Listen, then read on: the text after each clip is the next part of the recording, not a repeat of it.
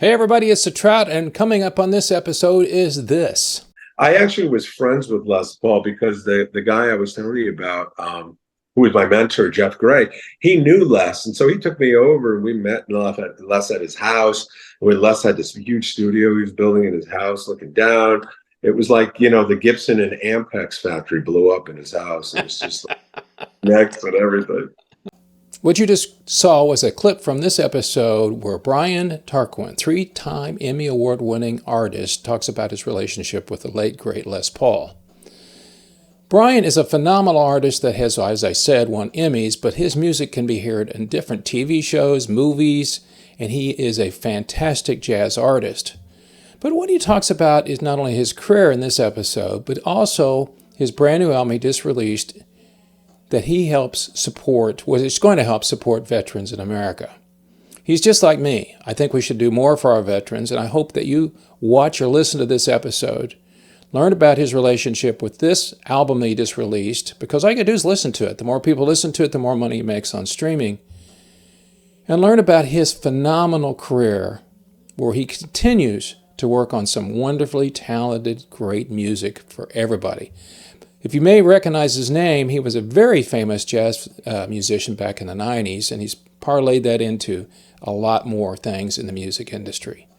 So I hope you stick around, watch or listen to this episode, learn more about Brian and his relationship with trying to help veterans in America. That's next on this episode of The Trout Show.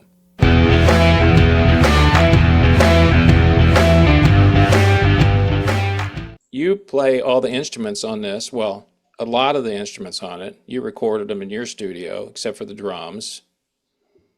I recorded the drums in my studio as well, Yeah, but I but mean, what I did, I you didn't you play them. did a lot of the stuff yourself, right? You put a lot of the tracks together, then brought your friends in.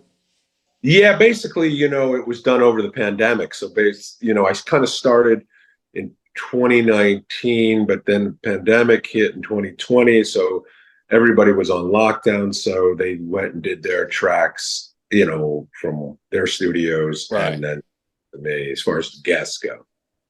Well, I saw the list of people you had on there, and pretty impressive. But I guess you've known these people for a long time or worked with them over the course of several years of doing what you do.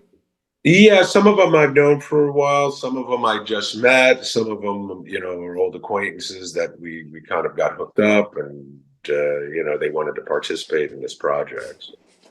Well, I think it's a great idea. I mean, I think that I don't think majority of people in America, I think, would believe we don't treat our veterans very well, No, yeah, and anything we can do to help them would be thankful. And I've worked with Guitars for Vets, and there's some other people been involved with things that like you're doing the project you're doing, but it took you a while to do it because you started in a pandemic, which everybody was sitting at home figuring out what they were going to do, especially right. musicians that couldn't get out and play. And if I understand it right, so tell me, I know I read a bit about it, I'd rather hear it about from you, was the concept of the album from the beginning. Did, Tell me a little bit Well, about that. I've done a few of these under the name Brian Tarquin and Heavy Friends, and so this originally was Beyond the Warrior's Eyes was part of a bigger project called Brothers in Arms that I did over the pandemic, Hmm. but I got carried away and I had 19 songs, and I felt like these really deserve to be heard in two separate albums, especially genre wise.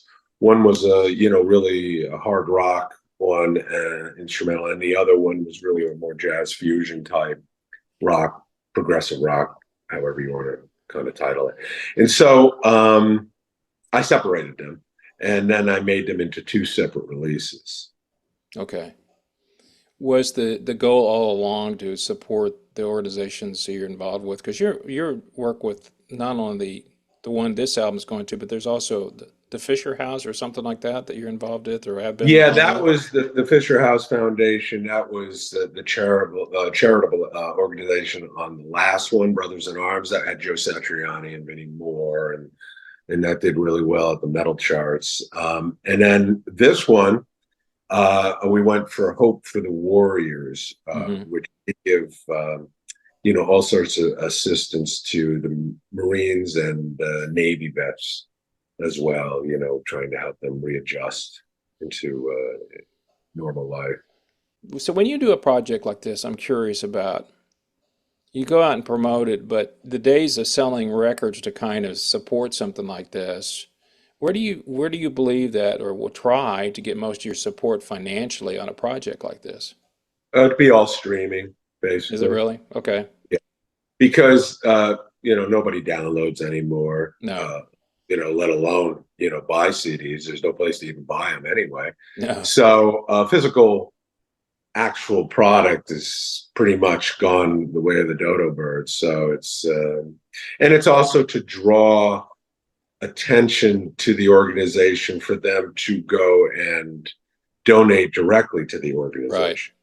How old were you when you first started playing it? Oh, it was definitely guitar, and I was probably about 7 or 8, something Yeah. like that. Yeah. And what was the impetus for you to go, oh, I got to pick up a guitar? It's like, what was the band? Do you remember who it was, or back then when you were younger, who you said, oh man, I Yeah, want to, Hendrix, was kind of the usual suspects, but it right. was like Hendrix and Jimmy Page, Eric Clapton, the Beano record, and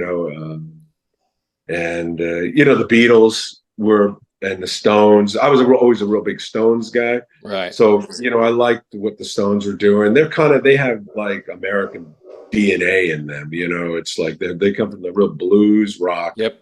Yep. traditions. So Keith Richards and Mick Taylor, and Brian Jones, that was all of the probably the first fuel of it. And then, there were also the bands like, Aerosmith at the time, and, Boston, and Oh yeah, those, Boston. Well, who yeah, could not forget the biggest selling band of the 80s when they were one of those bands that historically broke the record company. They changed contracts after they came out because they didn't have it at that point. Nobody had sold that many. I mean, the Beatles had, but not at that. It was a very interesting as the Boston first album.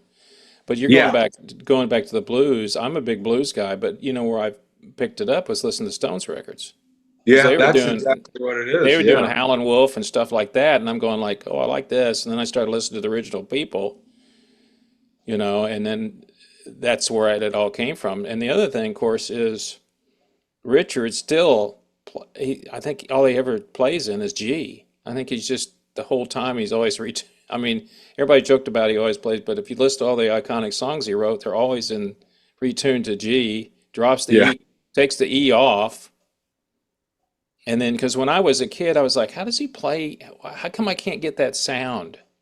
Because he's open tuned. Yeah, So it's all the open tuning that he used. Because I'd be like trying to play something, I'm going like, it kind of sounds like it, but it's not.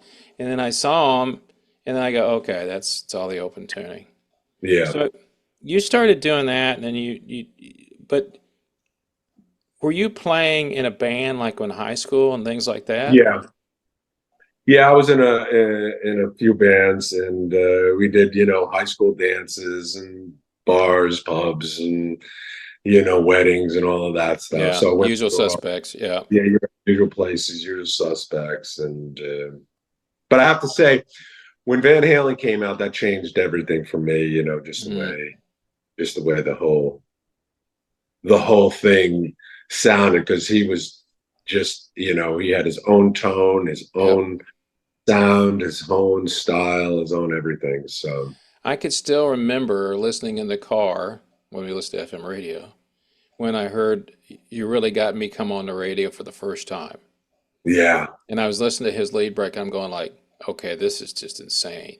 I yeah, remember I'm going like, who? Because they took a simple song that everybody kind of knew and turned it into this thing that was on fire. And I'm going like, of course, we never heard about tapping and all that stuff, right. And then that changed. You're right. That changed the way everybody started playing. Then everybody wanted a Kramer guitar because that's what Right. he had. Because he couldn't afford. I guess he couldn't afford a Gibson so everybody. Then he started making Kramers. And that really, I think that And then changed it. there was a period of time during that time where Gibson, you couldn't give them away, No. and you couldn't give that was a low period for Fender as well. Yeah. And because that early '80s, nobody wanted it. No, nobody wanted. You could have picked up a Les Paul for like $300, $200. Yeah. Nobody cared. And it was all the super Strat. It was all the modified Strat. We all took a router or chisel or something to get Yeah. to put in that humbucker in Yeah. the bridge position. And it was a cool time because it was like everybody wanted a modified guitar. Nobody wanted something off the shelf. Oh no. No. Yeah. No. And that's when everybody kind of started. Well, I think two things happened. Everybody started modifying their guitars, but also the Japanese guitars changed. That changed that philosophy because up to that time, if you said you bought a Japanese guitar, they're like, "That's crap. I don't want that. I gotta have American made." And then they Yeah, came in what's and really funny is the Japanese made better than the Americans at the time. By the time the '80s came, early '80s, I remember going, when I was 16, late '70s, early '80s, yeah. going down and wanting, like a Hendrix Strat. But the guy talked me out of it at Sam Ash because I grew up in New York City. So I went Oh down to yeah. 45 for my birthday. And it was, he said, he had me play it. And then he said, here's an Ibanez. It was a Roadstar, I think, 2. Hmm. And it had a brass bridge and whammy bar. And it had the pickups were better. Did it have And a locking nut? Did it have it a locking? sounded You remember if it did have better. a locking nut?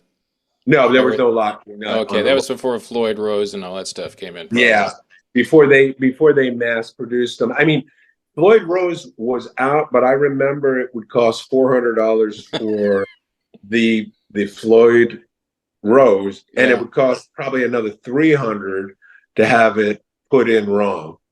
So, um, it was kind of ridiculous. So I waited, and then like a year and a half later, I went and bought a Kramer, and a Kramer had it already Yeah. for for like $700 you get the whole thing. And it was actually it was a cool time. Everybody really kind of was exploring tone and sound, and it's a very different time than it is today. But Well, the nobody. guitars that were coming out was cool. Yeah, and I was going to say, there wasn't all these pedals. Like No, Eddie only used like one. I mean, he used a couple of different pedals, and that was it. I mean, he used that flanger, yep. and and they were all MXR and Phaser, and I think he had a chorus as well, and that was kind of like it. And then he kind of like moved down to just kept experimenting with tone and sound and his amps, his pickups. And it was cool. It was a fun time. You felt more, kind of free, like kind of do what you wanted to do. And then, Right. of course, you had like all the Japanese companies like ESP coming out with Oh yeah, I parts. forgot about them. Oh yeah. Yeah, you could buy necks, you could buy Oh yeah.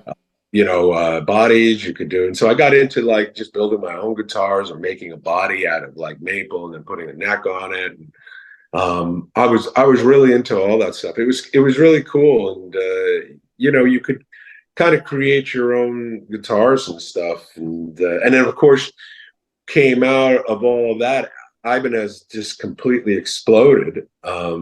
With Steve Vai and Joe Oh yeah. Satriani. Yeah. I just saw them actually the other day here. They were playing Are the they still Hard Rock. playing Ibanez? Yeah, I Yeah. met I met Joe after the show. It was great. And he's such a great guy, and same as Steve. And yeah, they still have all their Ibanez's, and they really put Ibanez on the map with all of that, and with the Strat and the Super Strats and the guitars and the rock, and of course there were guys before using that, but they were a lot of jazz guys. Like George Benson was one of the first who had gone over there, and they had made his jazz box out of it, Yeah, I was going to wonder. It had to be, yeah, because they and Lee did Ritenour have. too. And this is in the '70s, See, late I didn't know '70s. that because I used to listen to Lee a lot, and of course George. Who doesn't know George if you play guitar? If you Yeah, don't, you're an idiot. yeah. But I forgot that. Yeah, they had the big big Ibanez guitars that made custom for them that give you Yeah, that they did. tone. George is, I think he started in the mid '70s with them, like probably right after Breezing, somewhere I in. wonder what Pat does um, on his, because he's always used that big, gigantic. Pat Metheny. Yeah, Pat Metheny. I don't know who Yeah, makes I his. just saw him last night. But he's got an Ibanez. Is it Ibanez? Yeah, They got it yeah. wrapped up, don't they? They did with the jazz guys. They had John Scofield too. Oh, okay. Well, you Yeah, played jazz for a long time yourself. Did you buy one of those, or were you into that, or did you still play solid bodies, or did you get into semi-hollow, or what did you do? I was into basically solid bodies up until my jazz days, and then I got into in the early '90s. And then I got a 335, a Gibson 335. Okay. So I did a lot of the recs, with that, and then and then I switched over to Gibson. I was for a number of those radio albums that I did for smooth jazz. I had a Telly Paisley, like a reissue from Oh, yeah. Japan, and it was great. I actually did a lot of that, and then I moved to a Gibson Deluxe 787 Mm. Deluxe Gibson with the smaller humbuckers, and that was great for that style of music. And so I still play Gibson now. I'm a big Gibson guy, so Well, and I have a couple. I always wanted a Les Paul. I don't Yeah, I have got one a number here. of I those. have one sitting by over here, but my other one's in the closet over there. It's my '87 Custom, and that's my favorite guitar. Yeah, I got a few of Because those. Yeah, I'm a sustain. I like sustain, so I'm a sustain guy. It's like, oh, yeah. you push, as they said, Spinal Tap. It's one of those things that. And SGs are great. I love SGs. Yeah, Yeah. and that's uh, who is? Let's see. A I lot of. got this one. This is a great one. This is a three pickup. Oh, that's beauty with the three. Yeah, Yeah. yeah, three pickup. It's called the SG3, and they only made about 400 of them. The run back in the 2000s, and I just got that one, and they sound I great. I I've love all always the. liked, although I forgot what they call it. It's not a sunburst. It's the darker color. Um, I've always liked the Black Beauty Les Pauls Yeah, with the gold pickups because mine's got the gold pickup on it too. And and and I've never played a three pickup, but when you were playing jazz, were you mostly in the neck position, or because when you play rock, you tend to go back to the bridge. Did you stay in the necks to get that jazzy sound? yeah. I went into the neck position and rolled off some of the treble of it. Okay. I've been endorsed by Seymour Duncan, God, since the '90s, and so I always use Seymour Duncans. I usually use the 59s are really nice, paired with the jazz, or just a pair of 59s. What's nice is that on the 335s you have this separate controls. So usually a lot of that I would blend in, Okay. and that's how you get kind of like the Larry Carlton tone. It's Hmm. like you add a little bit of the treble pickup underneath the uh, um, the rhythm pickup, and then you can still get a little bit of bite, but you still have the warmth of the neck. Back of the neck. Well, so Yeah, what was your during your jazz years, or still is? What's your favorite? What do you like to play? Your amp? amp wise, yeah, Yeah. amp wise, I have a lot of amps, but during that time, I played a blackface Fender uh, twin. Okay, it was a twin. Okay. Yeah, I did a twin. I did a super reverb. I have a '69 super reverb Mm. now, and I have for jazz. I also like the Rivera. I have that one, the Oh yeah. studio, the Quana Studio. That's really nice. Um, but in those days with the jazz, I usually what I would do is have a jazz twin reverb and like a 412 Marshall bottom cabinet, Oh, and I okay. put it through there. And then for solos with overdrive, I would switch to the bridge or the Oh, in between. yeah, just to give it a little bit boost. Yeah, just to give it a little boost. And so, it's interesting because to me, to see somebody or listen to somebody like you that went from jazz, then you get into heavy metal, which is completely different, and because the chording and all that stuff is different. You know what's funny? When you really think about it, metal and jazz are not that different. There's a lot of soloing, a lot of improvisation in Yep, it. yep, There is that whole vibe of being with the band at the moment and doing your improvisation. Of course, they're differently structurally and obviously musically, but they're not as different as you would think. Approaching. I never was a jazz guy. We were watching, my wife and I was watching an old movie last night from '56, and they had Louis Armstrong on there. And he was playing, and I told my wife, I said, that's the New Orleans jazz. The stuff that Yeah. I know a lot of people like Miles Davis and all that stuff, great performer, but I just didn't care much for the way he put songs together. I didn't like it that much. But of course, Yeah, I only, the thing is that with the old classic Miles that everybody loves, there was nothing there for a guitar to get excited about yeah, because it is what it is, of yeah. course, and everything. I got excited about Miles, from Bitches Brew on Oh, because yeah. then he had John McLaughlin. I like his Oh, electric days. A lot of those classic jazz guys, they don't like that. But that's my favorite Miles is when he had, Schofield and, John McLaughlin, especially, during those records. And he had Mike Stern and Billy Cobham. And, yeah. he just had a lot of great musicians in there. And that's when you look at fusion, that's where it came from. You had Chick Corea coming out of there Yeah, I forgot about him. Yeah.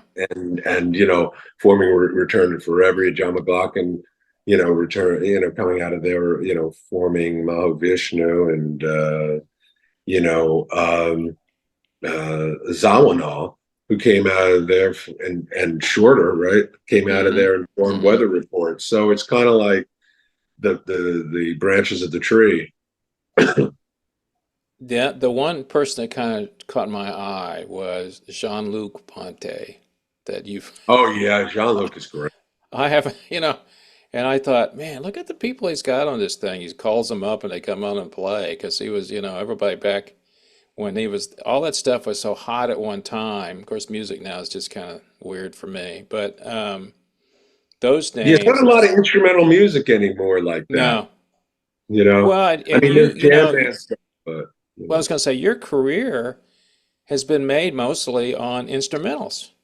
yeah, I mean, you obviously were doing the jazz thing, and then you've done some TVs and movies. That's all instrumental stuff. yeah, yeah. And now you're doing the guitar thing, and I wish there was more of it out there. I know it's a niche, but I just, of course, being a guitar player myself for decades, I've always liked people that different styles. Yeah. And you had a guy that used to work with my favorite guitarist of all time, besides Jimmy, was Jeff Beck. You know, Oh yes, Steve Kindler, the violinist. yeah, He's and incredible. That album, Balloon, that probably changed my life. One of those albums that really changed your life was Jeff Beck Live with Jan Hammer. And the guy on there trading solos with Jan Hammer and Jeff was Steve Kindler. He was a violinist, and you were at times thinking, is that violin or guitar, or is that, synth? especially with Jeff But it Beck was playing too, amazing. you're like, yeah. Yeah, and it was like amazing. So it was great to have him on the album. Did you ever get to meet Jeff Beck? Did you ever have that privilege or Yeah, not? I met Jeff. Yeah, Yeah, yeah. At the Les Paul, when he did the Les Paul oh tribute at the yeah, but the Iridium or whatever it is. Yeah, that where yeah, it was. Yeah, that was one of those things that, of course, I knew he was a big Les Paul fan, and of course Jeff used to play Les Pauls years ago, and then he went to the Strat, which is where he stayed till he passed away. But when I saw him come out and start playing, and he did High High the Moon, and I'm sitting there oh watching this, yeah, I'm going like, this dude just playing note by note. I mean, it's kind of like, yeah, because I know Les did a lot of overdubs and stuff like that, but still he's doing all this funky stuff yeah, and got into that whole scene, which I thought was just incredible because There's a guy that nobody talks about. It's Les Paul. It's amazing because when Les Paul passed away, nobody even mentioned it. It's I like, know. it's great. It's like if the Royals get a hangnail, they get like, hours of coverage on CNN. But it's like, Les Paul, who actually invented so much stuff that we Oh use. I yeah. mean, we wouldn't even do multi-track recording and forget No. about the guitar. But and they didn't, it went right over their head. It just, Well, I don't think, I tell younger people, of course, now everything's digital, but I said, if you didn't know it, he's the guy, and everybody goes, oh, he's the guy that started the guitar. Yeah, but I said, if you didn't know about multi-track, there was no multi-track. yeah, They went in a studio and put a microphone over that and recorded all at one time, put it on wax, and kept doing it until they got it right. And he yeah. came up with the idea, and And he did it on lathes. I And like know. in his apartment, he'd have two lathes and he would like lay it down and then play it back and then lay another track down. It's crazy. Well, and if you look at him and his wife, how many records they sold, it's Yeah. phenomenal. He was huge in the 50s. It was like that was his time. Yeah. And people don't know. This is the one thing I criticize younger performers with. I say, do you know so and so? I mean, I like to study the history of guitar players. Yeah. Everybody, if you're a blues guy, you can talk about Johnson and all that stuff. But, did you ever know who, and I'm not asking you this, but do you know Andre Segovia, the famous, no, I don't know who that is. How about Les Paul? I don't know who that is. Who do you Yeah. know? I remember one time years ago, somebody said, I was mentioned Stevie Ray, and they go, who's that? I'm going like, are you kidding me? Yeah, I I mean, know. you should at least know where this came from. Yeah, man, he was the last great blues player. Man, he was just so good. I love Stevie. Yeah, he was Yeah, I just. mean, I'm a native Texan, so it's like Eric. I mean, you had Oh Eric yeah, doing a few Eric's great. things. Yeah. And I saw Eric last year. I never got to meet him. We have the big guitar festival here every year in Dallas. Oh And yeah. I had a couple of people I'd interviewed before, and some of them I hadn't interviewed. We sat down and talked, but he was there, and I just said hi. I don't go fanboy on anybody. Yeah. I just think people like I appreciate your music all these decades, and thanks. I mean, what Yeah. else are you going to Yeah. say? Whatever you say to him. I mean, and when Yeah. he starts playing, it's always Eric Johnson sound. He's got the Yeah, Eric it Johnson is. He's sound. got his own tone, his own sound. Yeah. Yeah, Yeah, I was and fortunate to get him for the record as well. So you went from jazz to heavy metal.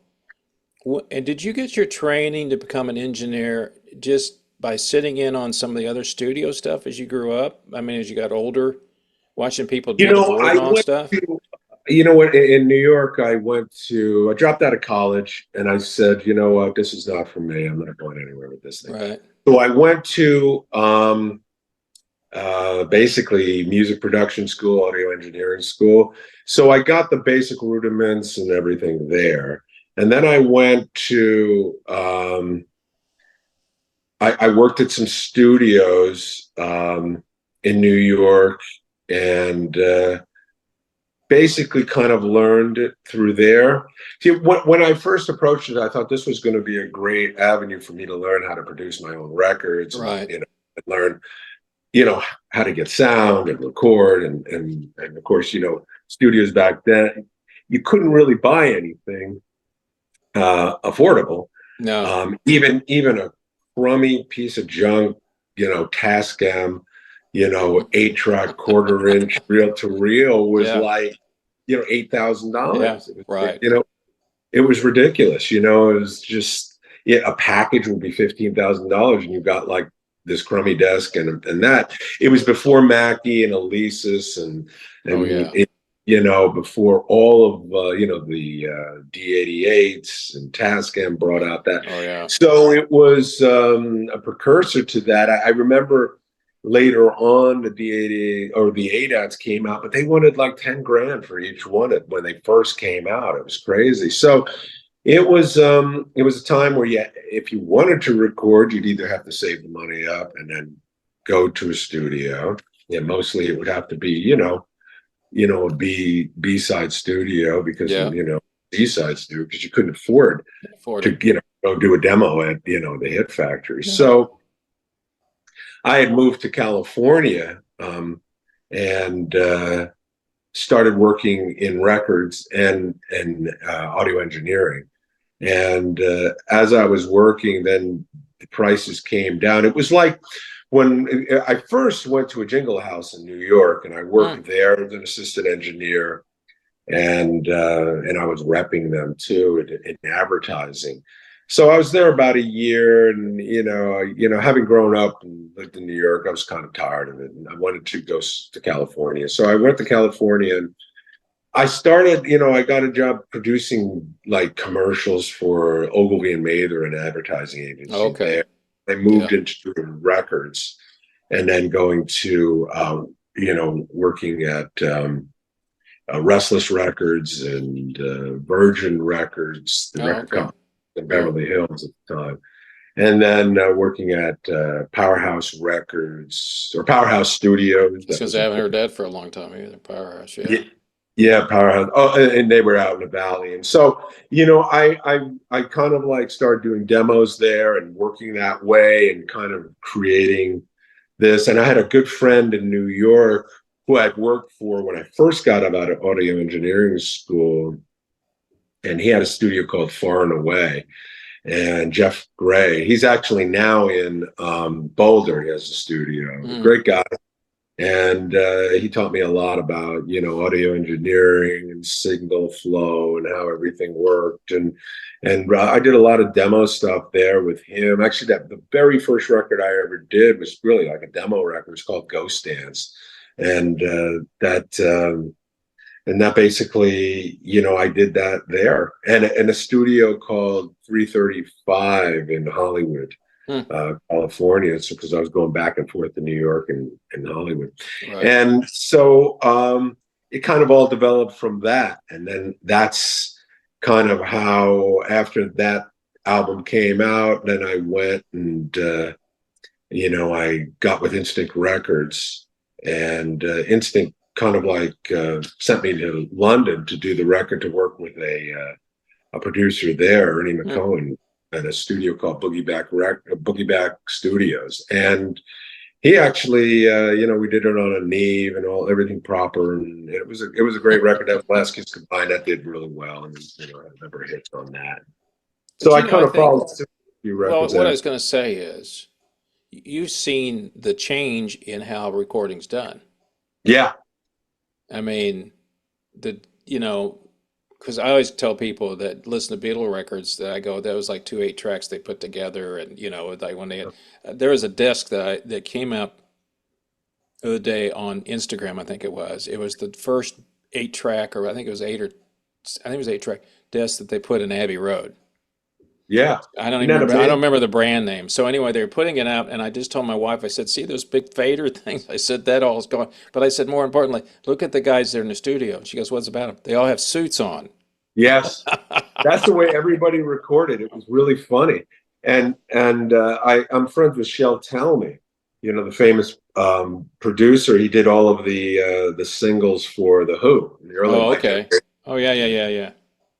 And the Kinks, You Really Got Me, and all that. And he said that when he went to London in '62, he was recording only 3 tracks. That's it.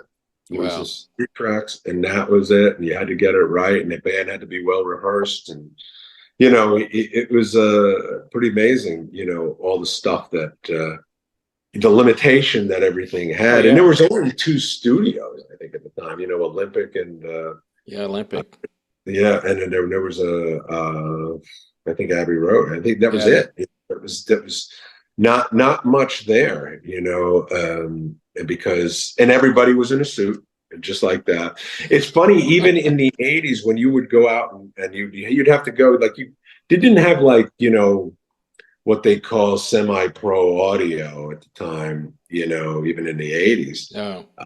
If you had to go to a special place, a special pro audio, store to buy, multi-track machines and analog machines and recording, gear and all of that. And they all wore suits. It was like buying a car. It's amazing, isn't it? It's like flying in an airplane. It used to be that way too. And Coast Recording is a perfect example in LA. That was like on Santa Monica. They were the big place to go buy this stuff. And of course, they just they were on suits. It was like, because this stuff was so expensive that most people would be leasing it, Oh, they couldn't afford to buy, yeah. yeah, because it was like ridiculously expensive, Well, the other thing about it too is everybody thought they wanted to go to London and record during a younger age of recording, and they didn't realize that they were further behind getting new equipment. America always had the newer stuff, best stuff first, and Yeah, everybody over there got it last because yeah, they did. and They so did, but it, they had the thing about I think the thing about London is I like their stuff so much that their recording gear. It was warmer and everything. I have a Trident 24 desk, I and saw that. I saw that. yeah, and I love their recording consoles. Their mic pre's. They're warmer, and it's kind of like what we all grew up on, those classic records, because it was all recorded Yeah. there, like Rolling Stones Mobile. It was all recorded. Oh yeah, that's right. Deep Purple. We remember that line. Yeah, Deep The song Purple, and of had that course song. Zeppelin. So much Zeppelin stuff is recorded there. Didn't you do this mostly on analog on this Yeah, album that you just come out with? yeah, yeah. Did all of that everything. But I did transfer it back to digital. Oh yeah. To slide the stuff in, but then I would mix it down to that. So, but I think it's not so much the way it was recorded; it's the performances too. Oh I mean, yeah. the performances are better than any performances I ever hear today. And today, nobody plays any instruments anyway. It's all copy and paste. It's all plugins. When did you start getting involved with that type of music where you're doing sync placings or something like that? What was the first thing But you said? Oh, that all came at once. I did it as a parallel career. okay. So doing the records, and I was writing, composing for television and film. So I kept doing, basically both of them. Kind of really came at the same time. And, one of the reasons why they hired me to do, TV scores and things is that they were Hmm. trying to up their game, because they were already playing my albums on these shows. And so they wanted me to come into the fold and bring that kind of album production to improve their, uh, already composers that were there that were produced, because Right. they have a certain way of composing and they wanted more of an album Well, composition. you'd already produced Yeah. because I'm starting to get into some sync placing myself, but I had a friend of mine. I told her she does a lot of it. I said, I can't write to somebody saying write a song. Right. It's like I have a song if you want. It's like you did. They were listening to all your jazz records and going, oh, I like Yeah. that music. Let's use that. Yeah. And I know a lot of people go, well, and that's what they're hard to do is they'll say, I need this feeling and I need that feeling and all that stuff. Yeah. And, That's what they hired me mostly for, is like, like that. but you already had your style. That's what they were looking Yeah. for. Custom, but they'll something, some ask me to do it in the vein of like Motorhead, or in the vein Yeah, of yeah, yeah, this. yeah. So I do, I could do that's easy. That's something I learned early on with the Jingle House about, having to custom compose for somebody who wants, where they're looking for a specific Sure, if you're sound. doing a jingle, yeah, I understand that. See, back in those days, nobody cared about TV music. They wanted, and I remember meeting with like somebody at Warner Chappell Publishing, and they thumbed their nose at all of it. They didn't care, because they were making mechanicals so much money Oh, in those sure, yeah. height, it didn't matter.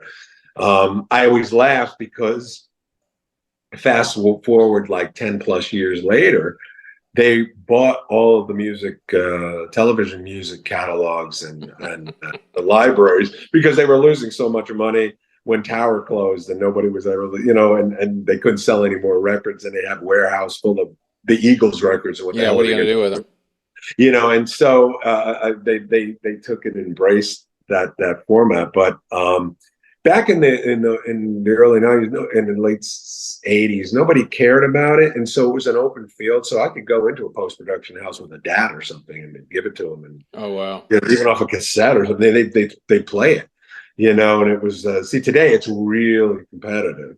Oh, yeah. uh Well, a lot of Everybody, people, yeah, yeah, because everybody wants to everybody make it. discovered it, Yeah. and I Well, had and written a back book here. then, if you go back even in the 70s, maybe even the 80s, you listen to watch TV shows. There's not a lot of music in it, like you There's said. not a lot of music in it, and the music that's in it is really canned. You know Yes. what? You know, it was very dated. It's like music production libraries are really good today. You know, I've written for a lot of them, and they brought me in again for the same reason, for my production and for Yeah. to make it sound more like a record than like canned music sounded like in the '60s and '70s and even in the '80s. And so it's kind of like had a metamorphosis change.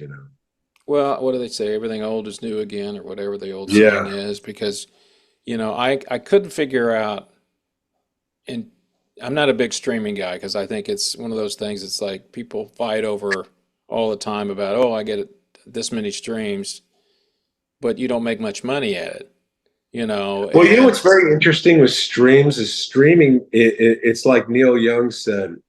It's like a ghost of the song.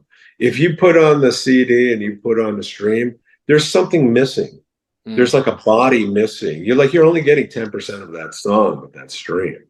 Because streaming is just so it doesn't sound good to me. I can always tell it's streaming. yeah, It's like, you put the CD because I have the CD of all that. And yep. like or even the vinyl, whatever you want to put on. And then when you hear it, you're like, wow, yeah. It's like, Well, streaming. not only that, you didn't learn anything. Something Yeah. comes on now, you put, I'm in a store and I go, well, I like that tune. And you put Shazam Yeah. up and go who it is to go Yeah. find it. But I can tell you, people always said, how do you know so much about music? I said, I read liner notes all the time. Yeah, that's I that put the that's the whole headphones thing. on and sat there and read the liner notes. That's how Yeah. I knew all these producers. I knew who Bob Clearmountain was, all these famous people. Yeah. And Yeah.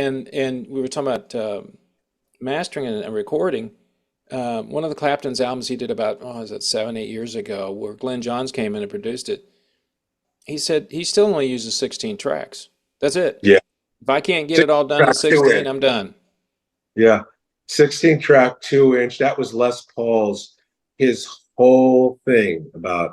I actually was friends with Les Paul because the guy I was telling you about, who was my mentor, Jeff Gray, he knew Les. And so he took me over and we met Les at his house. When Les had this huge studio he was building in his house, looking down. It was like, the Gibson and Ampex factory blew up in his house. It was just like next and everything. Well, I always thought the interesting story about Les was the fact that he was in that car accident and he had his arm fixed in the fixed position because Right.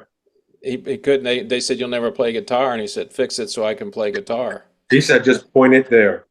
He said, just point it right there. Yeah. So, so what's your next step now? I mean, obviously you still obviously do production work and all that stuff. And do people come to you to record? Do you do that for people? Or do No, no, it's not a public you just studio. It's a stay with private your own stuff? Okay. studio. Yeah. And And, what's next on your basically, playbook? I'm doing a new track with Joe Satriani later in the year, with Gus G from Ozzy, with Ooh, Stu Ham.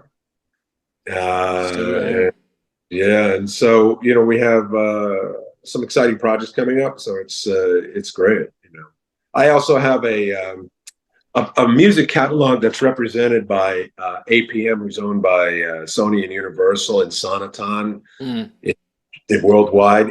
Basically, it's called First Choice Music, and so with that, I'm building the catalog for most all the commercial albums are in there, of course. I'm building the catalog up for basically sync and right. film and television as well. Well, I admire you for many different things. No, thank you. Uh, I admire you the fact that you support the vets. I'm a big supporter of that myself. Yeah, I like that. Yeah. Um, I think your musical journey is interesting because the fact that all the different things you've done. Usually people come in and they do one thing and they grow through that. A lot of people Yeah, start the very, genre thing was I always thought, man, you got to be. For me, it was like I really like different genres. I won't do a genre I don't like. So oh I got to yeah. do something or something I know I Well, that's can't. why I say when people send, I get PR people send me people and I go, I gotta like your music. Yeah. If I don't like your music, I'm not going to interview him because it's like I'm not doing it because if it's something I Yeah. don't like. Yeah. Yeah. And then for me, I just didn't want to be stuck in one genre. I understand when the icons obviously are there, known for their genre, like AC/DC or Zeppelin or Yeah, Eric yeah, Clapton, yeah. and they got to, they have to appease their audience, or they couldn't turn around and do a country record or something or No. jazz because that wouldn't work. But I like have the freedom to be able to do different genres that strike me. Well, you're in your career now. You've been doing it so long that you don't. It's kind of like this. You don't.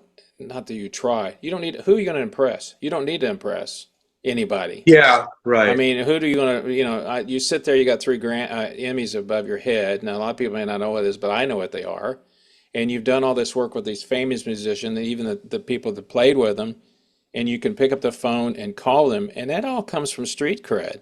I mean, you got to. I know that from just talking to people. You don't pick up and call Joe Satriani and say, "Hey, Joe, come over and do it now." You got to know Yeah, this because first it's like, "Who the heck are you, and why would I do anything like this?" yeah, right, And so exactly. I admire you for that because obviously you have done very well, and now you can kind of not sit back, but you can pick and choose what you want to do because of your history, but also all the music that you have, all the catalog of music that you got out there, and then you do some other things too, don't you have?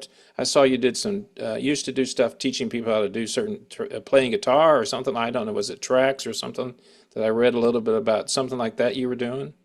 Oh, I have a guitar tracks show. Okay. It's called Guitar Tracks, and that's a radio show where I Oh, interview, okay. Okay. and it's every Monday night from 10 p.m. to midnight. I interview all of these guys. Like I just interviewed Dave Mason and Percy Jones, the bass player from Brand X, and Steve Hackett, and it's a Oh my 2 hour gosh. show. I play mostly fusion, instrumental. You know, What a great thing you have is to pick up have this feels like so and so. I'll write a tune like this and see if they'll come in and well they don't necessarily come in, they do it in their own studio. But the fact that you can reach out to them and that is a remarkable, you know, feat that you have accomplished. You probably don't even think about it. You yeah, know, I don't I think about it too much, because I'm always engrossed in the next project, yeah. or you're always thinking ahead and thinking, Yep. oh, I got this, I got to do that. Yeah, because when you get one thing done, you're ready to go to the next. Yeah, And people go, "Have you listened?" No, I'm done after I heard it. And I think the hardest thing for people too is not overdoing their projects, yes, overproducing. yeah. That was the funny thing during the pandemic. It was like I had to force myself to stop, or I'd be, have 50 songs. It was just because like when you're on lockdown and nothing, to me, you get your creative juices flowing and you're Yeah. going, and especially something like that. What else are you going to You're gonna do? do. Let me ask you the last question I want to ask you though. Do you ever listen to your stuff after you're done and go, "Wow, I didn't know where that came from"? I mean, it's just like you put all these parts together.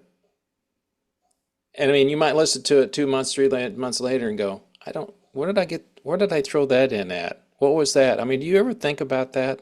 That break your Yeah, song down and sometimes go, I think, wow, I thought, more, I look at it more when in the mixing thing, going, man, I thought that was so loud when I mixed it, but it's not that loud. Or, I thought the guitar was really, it was softer, but now it's really louder when I hear, it's like, and it's like you always critique yourself, with the whole thing. well, I think that's what makes it fun and also terrible too at the same time because you're never tired of, and eventually you just have to give it up.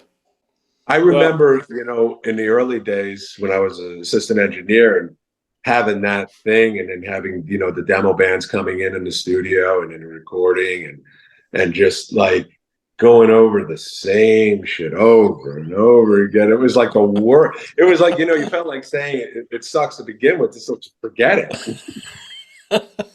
well, that's the hardest thing when people don't know. They go in and it's kind of like making a movie or a TV show. They think it's all exciting. And it's like, no, there's a lot of sitting around doing nothing, There is. There is. I you know, know? because when I first went to LA, I did some, a friend of mine said, "Hey, man, I got a great way to, we can make some extra cash." And so he turned me on to like central casting, which just did like, extra work, right? Yeah, yeah, yeah. And so when did this extra work, and man, it was the boringest thing on planet Earth. There was so much sitting around.